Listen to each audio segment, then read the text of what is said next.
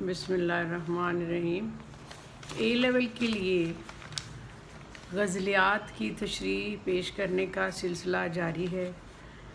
गज़लों के शोरा उनका जो सॉलिड क्वेश्चन 25 मार्क्स का होता है उसके मुतालिक पहले एक नोट पेश किया जाता है जिसको आप सवाल के मुताबिक उसका जवाब दे सकते हैं। इसमें पढ़ के अपनी मालूमात में इजाफ़ा कर सकते हैं और आपका वो क्वेश्चन जो है 25 नंबर का वो पूरा इससे हो सकता है। इसमें बुनियादी मालूमात आपको फ़राहम की जाती हैं। आज ख्वाजा मीर दर्द के बारे में हम बताएंगे जो कि जवानी में सिपाही थे। हमें उनका थोड़ा सा इब्तदाई हालात से शुरू करना होता है कि वो जवानी में सिपाही थे, फिर दुनिया तरक करके वालिद के इंतकाल के बाद सजादा नशीन हो गए, यानी गद्दी नशीन हो गए। दर्द ने शायरी में तसव्वुफ़ विरसा में पाया। वो ज़ाती तक़द्दुस, खुददारी, रियाज़त, इबादत की वजह से अमीर, गरीब, बादशाह, फ़कीर सब की नज़र में एक इज़्ज़तदार इंसान थे और सब आपकी इज़्ज़त करते थे और आपको काबिल एहतराम समझा जाता था, तसव्वुफ़ की वजह से भी।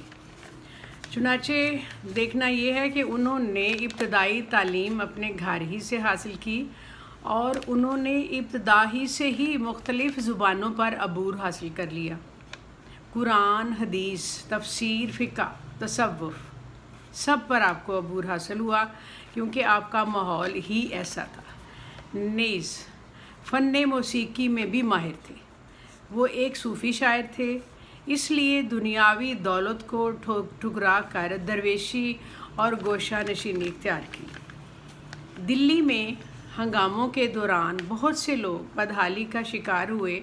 मीर सौदा तक दिल्ली को छोड़कर लखनऊ आबाद हो गए, लेकिन मीर दर्द ने इस तरह परेशान होकर दिल्ली को छोड़ने का हरगिज़ भी इरादा ना किया और वहीं पर मुकीम रहे और दूसरे शोरा की तरह वो लखनऊ नहीं गए।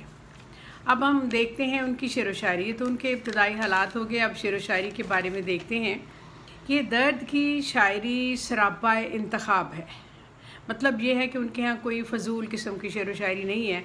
जो इशार हैं वो मुंतखब हैं।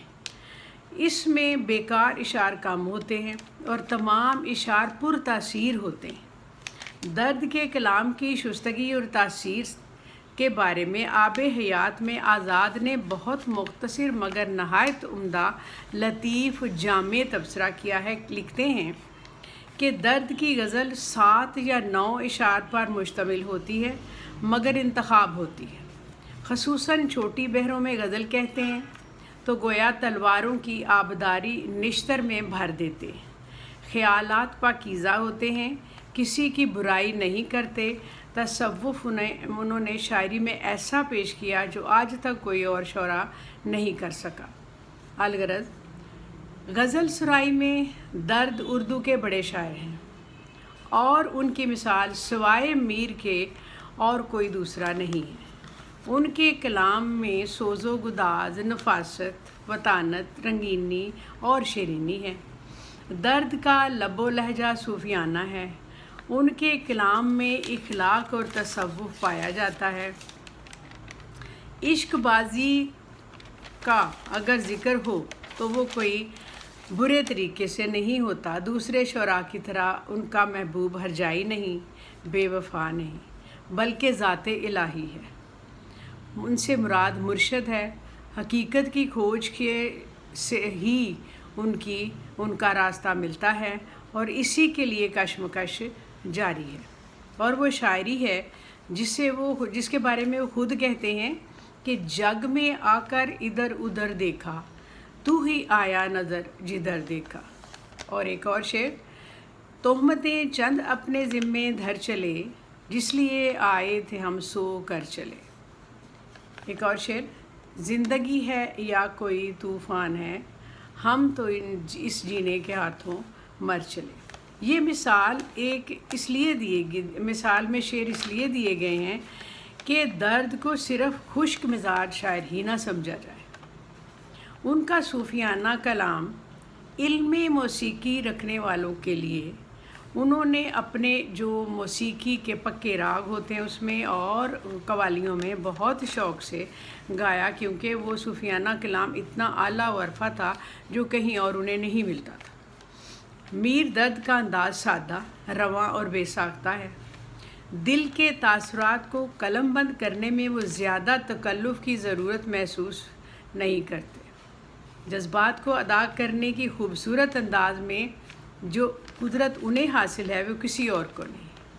ان کے چند خوبصورت اشعار پیش خدمت ہیں، جیسے کہتے ہیں کہ وائے ناکامی کے وقت مرگ یہ ثابت ہوا، خواب تھا جو کچھ کے دیکھا جو سنا افسانہ تھا۔ یا تر دامنی پہ شیخ ہماری نہ جائیو، دامن نہ چھوڑ دیں تو فرشتے وضو کریں۔ یہ عام فہم شعر ہیں، لوگ بہت بات چیت میں بھی استعمال کرتے ہیں، لیکن بہت سے لوگوں کو یہ پتہ نہیں ہے کہ یہ خواجہ میر درد کے شعر ہیں۔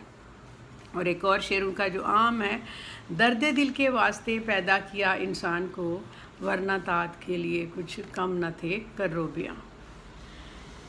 یہ درد کے بارے میں بیسک جو معلومات تھیں وہ آپ کو فراہم کر دی ہیں، اور آپ نے اگر اس میں ان کی شاعری کے ساتھ اضافہ کرنا ہو، یا زیادہ تر ان کا سوال تو صوفیانہ شاعری کے بارے میں ہی آتا ہے، اور وہ تھے بھی صوفی شاعر اور اچھے شاعر تھے، فضول شعر انہوں نے نہیں کہے، تمام پرتاثیر اور اچھے شعر ہوتے تھے، اور یہ آپ لوگوں کے یہ کام آئے گا۔ آپ جب غزل پڑھیں گے آگے تو اس سے پہلے یہ نوٹ کو ضرور سنیں اور شیئر اور لنک بھی کریں، کیونکہ یہ سب کے کام آئے۔ اور مجھے لگتا ہے کہ یہ غزل کے جو شاعری کی تیاری کرنے والے بچے ہیں نا، ان کے لیے ایک سالڈ کویسچن جو 25 مارک کا ہوتا ہے نا، اس کے لیے یہ کافی ہوتا ہے، کیونکہ اگر چوائس کی طرف جائیں تو ایک کویسچن شعر و شاعری کا ہوگا، غزلیات کا ہوگا، غزل کا ہوگا، اور اس کے ساتھ 2 کویسچن ہوں گے۔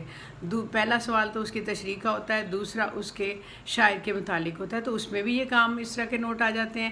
اور ایک مکمل طور پر جو 25 مارک کا کویسچن ہے، اگر ہو بہو اس کو یاد کریں اور اس کے ساتھ 2-4 مثالیں اور شامل کر لیں، یہ 25 مارکس کا آپ کا کویسچن تیار ہے، ٹھیک ہے۔ اور انشاءاللہ غزل نمبر 1 کے ساتھ نیکسٹ ویڈیو میں ملاقات ہوگی، اور آپ خوش رہیں اور اس کو دیکھ کر شیئر کریں۔ اللہ حافظ۔